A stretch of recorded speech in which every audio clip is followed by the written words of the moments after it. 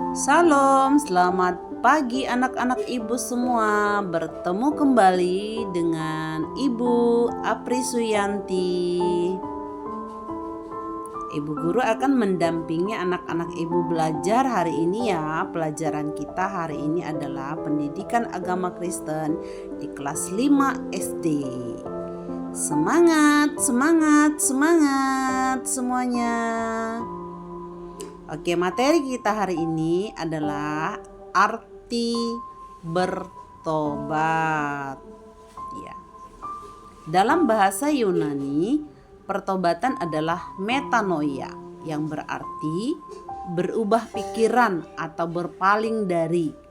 Metanoia adalah perubahan pikiran disertai perilaku atau berpaling 180 derajat ya. Oke, lanjut lagi. Bahasa Ibrani dari pertobatan ini ada dua, yaitu sub kembali, nican merasakan kesedihan. Jadi pertobatan adalah orang yang merasakan kesedihan dan penyesalan terhadap dosa yang diperbuatnya, kemudian bertekad untuk memperbaiki dari dosanya dan kembali kepada Tuhan. Menurut Kisah Para Rasul pasal yang ke-26 ayat yang ke-20 ini berkata kepada kita bahwa bertobat itu adalah sikap dan perbuatan yang berbalik dan meninggalkan dosa, datang kepada Tuhan dan membina hubungan baik dengan Tuhan. Anak ibu ya, kita harus berubah kembali kepada Tuhan. Kata bertobat berasal dari kata dasar tobat yang berarti berputar, berbalik kembali. Bertobat berarti berbalik dari jalan dosa dan memulai melangkah pada jalan Allah yang benar.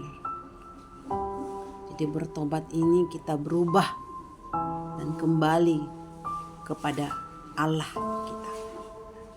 Jadi bertobat atau pertobatan adalah perubahan pikiran disertai dengan penyesalan dan perubahan perilaku, perubahan cara berpikir dan perubahan hati. Jadi pertobatan itu melibatkan 3 hal yang mendasar. Yang pertama adalah pikiran. Yang kedua itu perasaan atau emosi. Dan yang ketiga adalah kehendak atau keinginan. Mengapa manusia perlu bertobat? Alasannya yang pertama, setiap manusia adalah orang berdosa. Roma 3 ayat 10 menjelaskan bahwa semua orang telah berbuat dosa dan telah kehilangan kemuliaan Allah. Artinya bahwa sejak lahir manusia itu sudah memiliki dosa. Dosa yang diwariskan manusia pertama, Adam dan Hawa.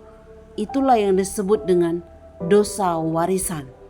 Setiap manusia adalah pribadi yang lemah dan terbatas oleh karena dosa.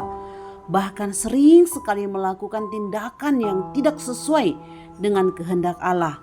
Oleh karena itu, setiap saat kita harus mengakui dosa atau kesalahan kita jika kita bersalah kepada Tuhan dan bertobat. Yang kedua, itu adalah alasannya bahwa anugerah dari Allah yang disediakan bagi manusia. Dan alasan yang kedua ini bahwa Allah memberikan hadiah yang begitu besar kepada kita. Oleh karena kasih Allah yang begitu besar, jadi kita harus menyambut berkat Tuhan yang luar biasa itu, anugerah Tuhan di dalam kehidupan manusia dengan mewujudkan hidup dalam pertobatan. Yesus datang ke dunia untuk mengajak kita semua anak-anak ibu untuk bertobat dan kembali kepada Allah. Anak ibu, perlu juga kita ketahui bahwa Yesus datang untuk mencari dan menyelamatkan yang hilang. seperti yang tertulis dalam Lukas 19 ayat yang ke-10. Ini membuktikan bahwa betapa Bapa mengasihi manusia. Yesus setia dan bersabar menunggu setiap manusia untuk datang dan menyesali dosa-dosanya. Yohanes dalam khotbahnya telah mengingatkan agar setiap orang bertobat karena kerajaan Allah sudah dekat. Tertulis dalam Matius 3 ayat yang kedua. Setiap orang yang bertobat akan memperoleh pengampunan. Begitu juga dalam Kisah Para Rasul pasal yang ketiga ayat yang ke-19 menegaskan, karena itu sadarlah dan bertobatlah supaya dosamu dihapuskan. Anak ibu, jadi implementasi dari pertobatan ini dapat kita pahami bahwa pertobatan bukan hanya diucapkan saja, tetapi harus ditunjukkan dalam sikap dan perbuatan yang benar. Orang yang telah bertobat akan memiliki hal-hal yang baik.